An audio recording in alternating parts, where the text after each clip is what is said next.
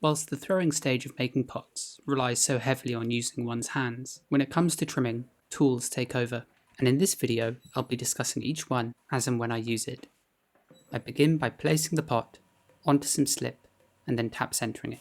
I then press in a portion of the wall against the metal wheelhead, and to do this I use this flexible mud tools kidney, which I can bend and shove into that gap, and its rounded edges mean it doesn't cut into the clay too much. And this process just seals the pot onto the wheelhead, in addition with the slip beneath. For a majority of my trimming, I use this sharp tungsten carbide hook tool made by Philip Poe Burker of Bison Tools. As my pots are mostly angular and straight-sided in nature, it helps having a good turning tool with a straight edge. And as the tip is sharp too, it's very useful for detailed trimming. The length of the wooden handle is turned to match the exact measurement of my hand, which means the wooden end fits snugly against my palm, which helps me keep the tool very steady as I work. Phil's tools are fantastic, but the year-long waiting list makes them extraordinarily difficult objects to get a hold of.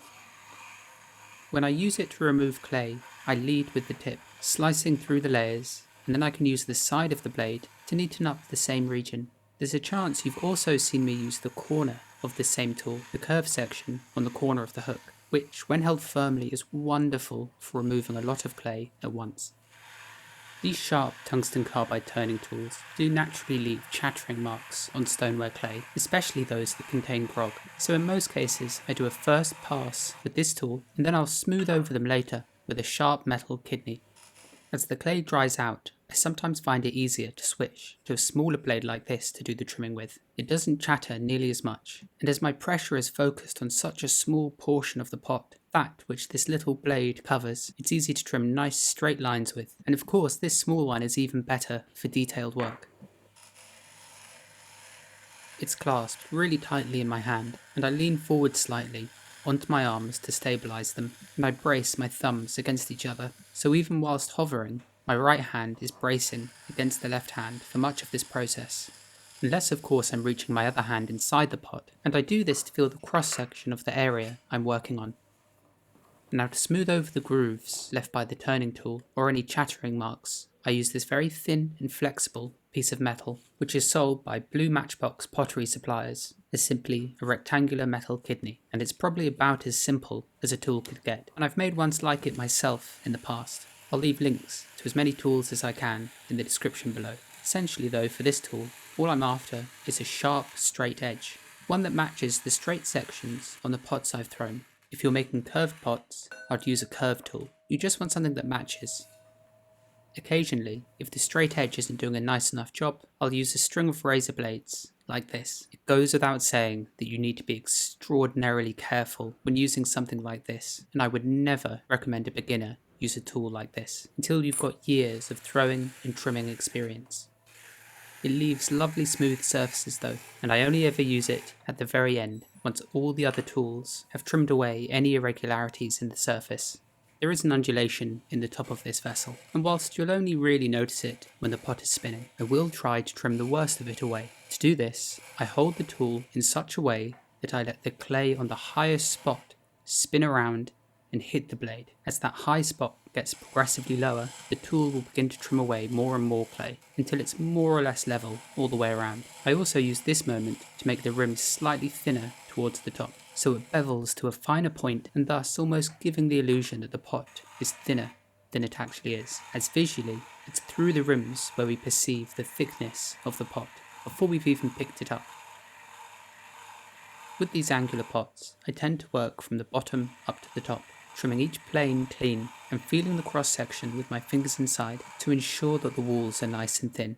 I like to trim my pottery to a point that's thinner than you would ever be able to throw it, turning what is earth and mud and stone into a delicate light vessel that feels almost weightless in one's hands. That's what I try to achieve in much of my work. I know that isn't for everyone, but that's what drew me to ceramics in the first place, and the works I really aspire to always have this same delicate nature about them. It does mean that the pots are more fragile, but I make pots that I can imagine myself living with and using, or vessels that are displayed up on a mantle or on a shelf.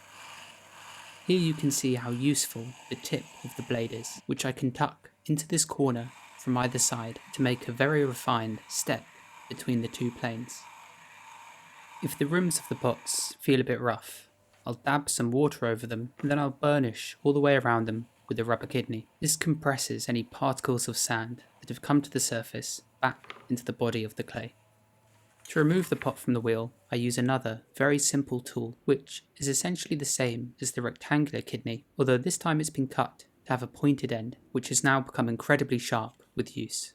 I got this in Mashiko, Japan. It's quite flexible too, but there isn't much like it on the market, but this one's been serving me well. And I just dig the tip of the blade underneath the pot, which then separates from the wheel, and I catch it with my left hand. I then scrape clean the wheel head, removing any debris that could potentially embed itself back into the rim, which I've already spent time carefully finishing. And as I did turn the rim of this pot, there's quite a lot of burrs inside that fall out, so I just make sure there's nothing on the wheel head before I place the pot back down.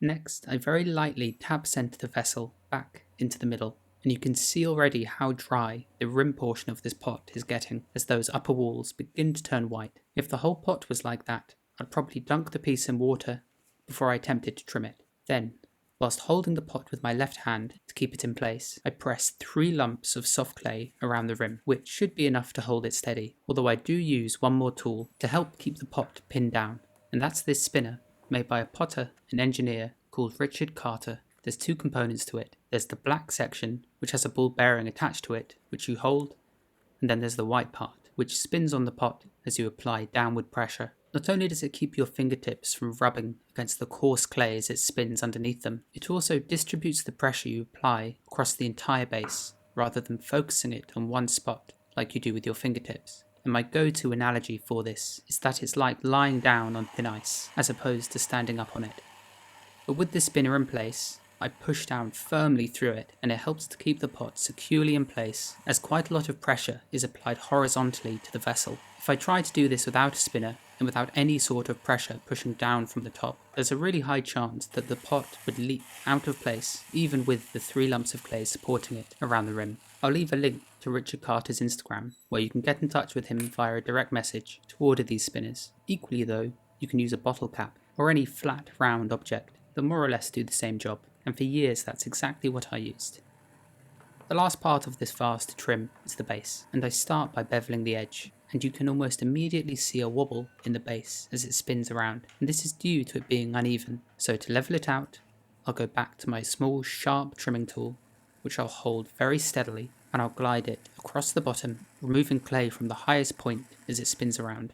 I want there to be a beveled edge, as it makes for a base that's less likely to chip with use. The fingertips of my left hand are pushing down, and essentially they do the same job as the spinner was doing previously. And even if I start with my blade in the middle, you can see how quickly my fingertip comes in to keep the pressure centralized. And now that the base has been corrected, I just need to return the beveled edge, and as you can see, I'm only turning clay away from the high point.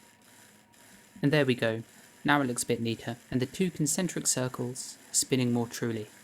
Finally, to burnish this area, as it was a bit dry, I rub some water over it, and then I use the flat portion of this very smooth metal kidney to burnish the clay. I'm not using the sharp edge of it, rather I'm bending the metal so the smooth flat portion of it is what's compressing against the clay. Most pottery suppliers will sell kidneys like this. It's one of the most common shapes when making ceramics. Just be careful when you're using them, especially when you wipe away any excess clay from the sharp edge. I can't tell you how many times I've cut myself with one of these. You'd think I would have learnt over the years. And with use, especially against a coarse stoneware clay, the edges of these just get sharper and sharper until they equal that of the razor blade I used previously. Lastly, I stamp the pot with my maker's mark, and I'll leave a link on screen now and in the description below that shows just how I make these. It's my signature, essentially, meticulously carved from a tiny block of porcelain, which is then fired alongside my pots in the gas kiln, and with it, I stamp the bottom of every single pot I make, rocking it gently from corner to corner so it leaves a nice, legible impression. And that's this simple vase finished, trimmed slightly on the dry side, especially the rim and upper walls. I can now set this piece aside where it will turn bone dry over a few days, and then it can be packed into the electric kiln for a bisque firing to 1000 degrees Celsius.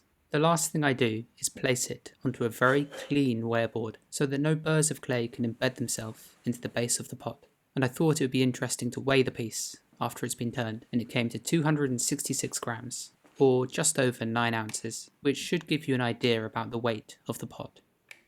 I hope you enjoyed this video and the discussion about the tools I use. They're such important things when it comes to finishing pots, and the tool set I use changes over time as my preferences and ideals change too. Thanks so much for watching, and I'll see you next week.